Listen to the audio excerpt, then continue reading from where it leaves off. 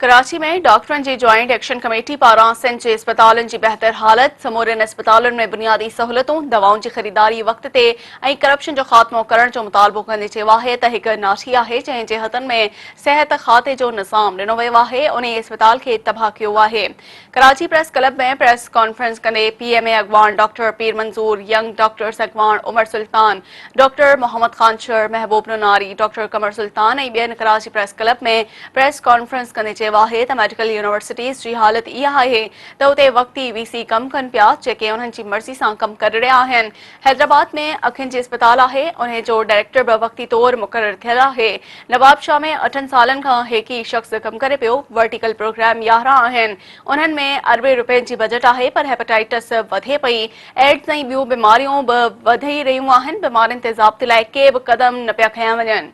हुननि चयो त दवाउनि जी ख़रीदारी में देर करे मरीज़नि खे परेशान कयो वञे थो। अस्पतालनि जी मरम्मत जो कम रोलड़े जो शिकार आहे।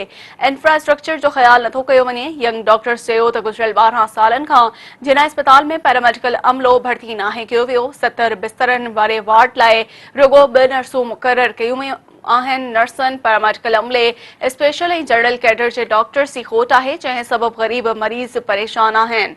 हुननि वधीक चयो त डॉक्टर अज़रा पेचूहो नाकाम वज़ीर आहे। जिना ऐं सिविल में बहिराड़ी जा माण्हू अचनि था।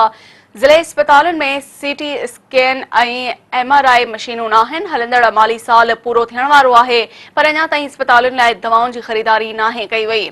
RHCs जो कॉन्ट्रैक्ट हिकु NGOs खां वापसि वठी ॿिए मनपसंद NGO हवाले कयो वियो आहे। ज्वाइंट एक्शन कमेटी जे अॻवाननि चयो त जेकॾहिं मुतालबा तस्लीम न कया विया ऐं सहूलियतूं न मिलियूं त एहतिजाज कंदासीं, पर पहिरें मरहले में चाहियूं था त ॻाल्हियुनि सां मसइला हल कया वञनि त जीअं मरीज़ परेशान न थियनि।